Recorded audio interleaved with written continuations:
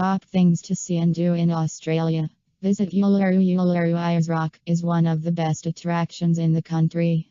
Make sure you are there for both sunset and sunrise because both are equally as spectacular. It's a pretty breathtaking sight considering it's just a big rock. Also, make sure to visit the Aboriginal Centre nearby where you can learn about the local population. I hated waking up early to see the sunrise, but I loved watching the red hues change as the sun rose in the sky. See the photo above. Dive the Great Barrier Reef. Find your very own Nemo in the Great Barrier Reef. There's a ton of marine life and beautiful coral here to explore. This is a must-do activity. Trips start around 180 odd for the day. Even if you don't dive, you can still take a boat out to the reef and go snorkeling. Try to get on a boat that has a permit to go to dive sites a couple of hours from the shore so you can avoid the onslaught of other tourist boats and divers that inundate the shallower dive sites closer to shore. Here is a video of my trip to the reef minus the fish pooping in front of my face.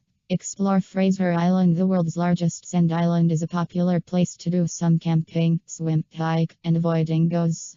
It's also extremely popular with the locals because of its rustic beauty is easily accessible from the mainland. They camp a lot on the island. You can hire your own 4WD car or take an overnight tour through the island that's famous for its freshwater lake and dingoes. Sadly, you can't go in the water nearby as it's rough and full of sharks. Go to Cairns. Cairns is Australia's gateway to northern Queensland. From here you can visit the Great Barrier Reef, the Daintree Rainforest, the Atherton Table Islands, Cape Tribulation, and much more.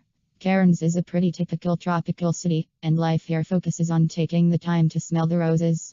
With so much to see, the city deserves a very long stay. Plan to visit for a week, which will give you enough time to explore the area, plus spend some time lounging by the pool. This town may be small, but it will leave you wanting more. Hang out in Brisbane on the South Bank. Brisbane is a business city, so unlike Sydney or Melbourne, there isn't a lot of culture here. South Bank has some nice restaurants, and there are some decent pubs, but overall, the city isn't one of the most exciting places to visit in Australia. However, it's worth a stop to hang out on South Bank, which I loved, and meet travelers heading north. Sail the Whitsundays, a 3-day, 2-night sailing trip starting around 540 odd is a popular way to see some of the most beautiful sand islands in the world.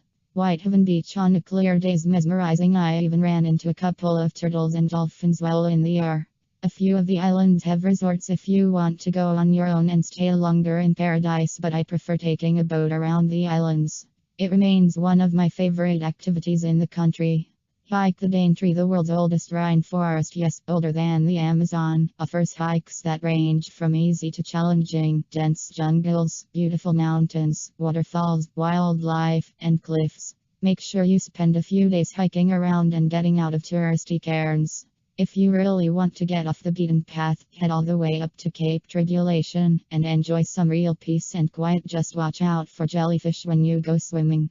There are few folks to help if something goes wrong. There are a lot of tour companies in the area, but I like Uncle Brian's tours the best, though he goes more into Atherton Table Islands and not up super far north. Enjoy Sydney. Australia's largest city has a range of activities to keep you busy. Climb the Sydney Harbour Bridge, surf in Bondi Beach, party in King's Cross, sail across the harbour, visit the Opera House, and take in world-class innovation in Darling Harbour.